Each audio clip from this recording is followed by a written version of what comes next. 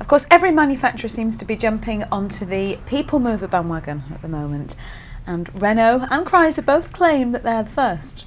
And you've been testing out the all-new Renault Espace, haven't you, Mike? What do you think of it? Oh, excuse me, I nearly fell asleep. As soon as I hear that word Espace, I want to doze off. Now, we know you don't like people movers, do you? I don't like them because... Why don't you like them? Well, because it's all a big con, I think. They're not people movers. They're not MPVs or multi-purpose vehicles.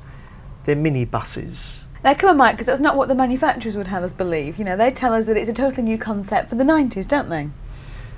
Well, they would, wouldn't they? Because they're trying to sell cars that people generally don't want. And who are these people, the few people that are buying them? Oh, there's a lot of them on the roads. Come on, there's a lot of people like them. Well, there are not a lot of them, that's the point.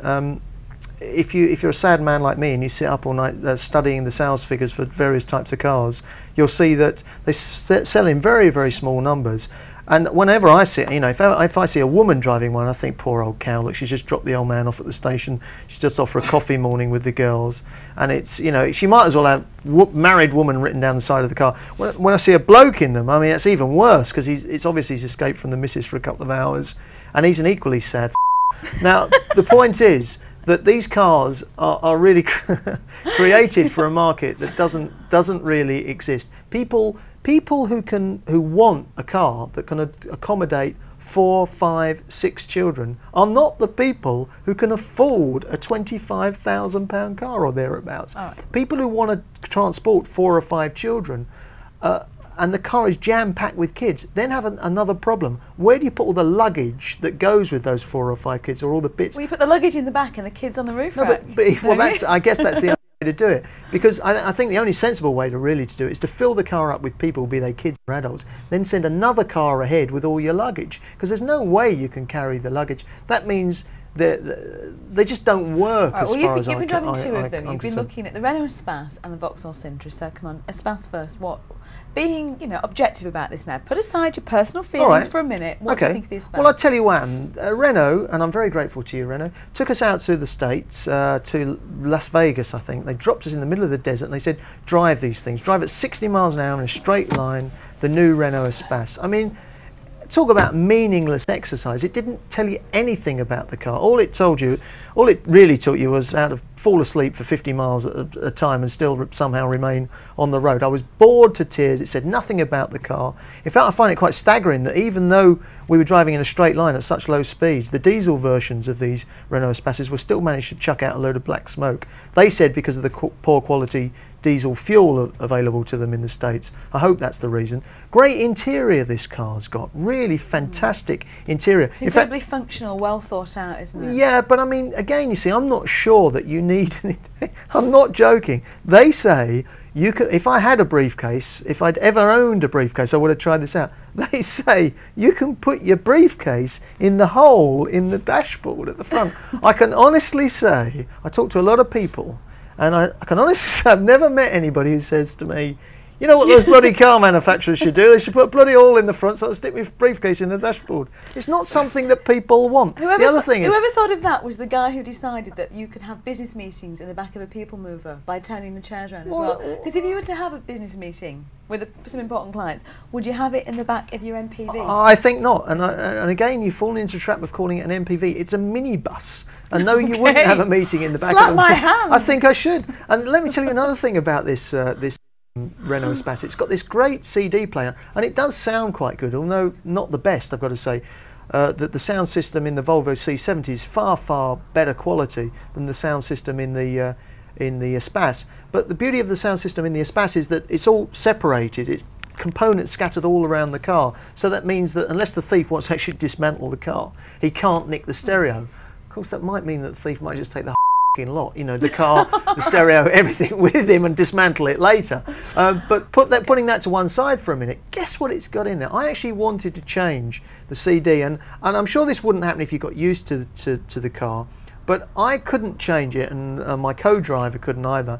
So we actually resorted to using a remote control unit. We had to pick up this thing the size of a mobile phone and actually point it at the dashboard on the car to change the CD.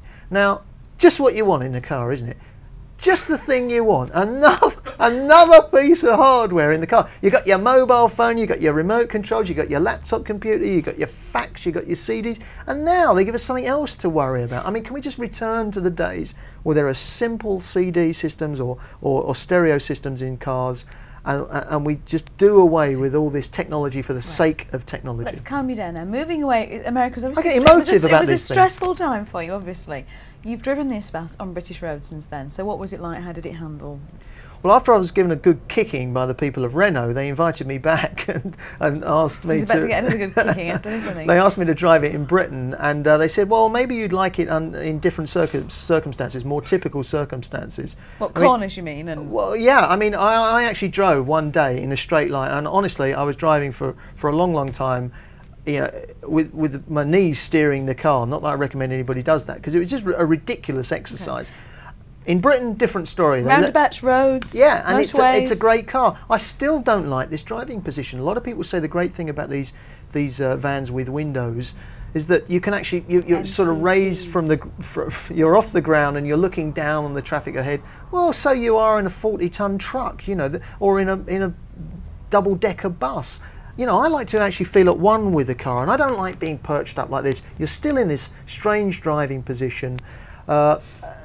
They do not drive like cars. They're too big, they're difficult to park. When you've got lots of people on board, difficult to store things, as I said earlier.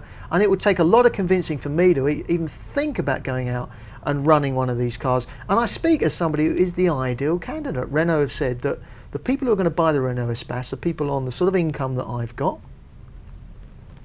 fortunes, and the sort of age that I am. Very, very old. Thank you very much.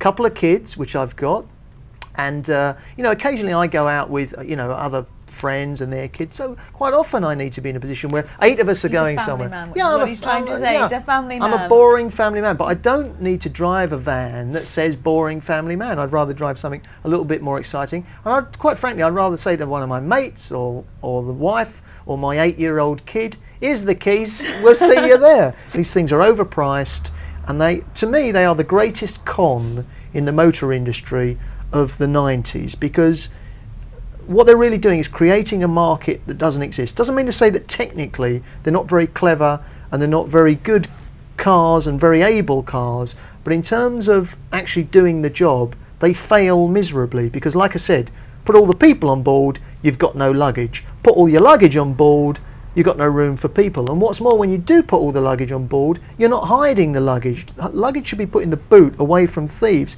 It shouldn't be on display through these windows. Well, Mike, thank you for joining us today. And you know, you've totally alienated half the designers that are around the world at the moment. They all thought they'd come up with a great idea, and you've set them straight. And anyone that drives an MPV, well, listen, this is what Mr. Rutherford thinks. Well, I tell you, I wouldn't even have one for free. Well, maybe. And there's absolutely no chance now, is there? Thanks, Mike.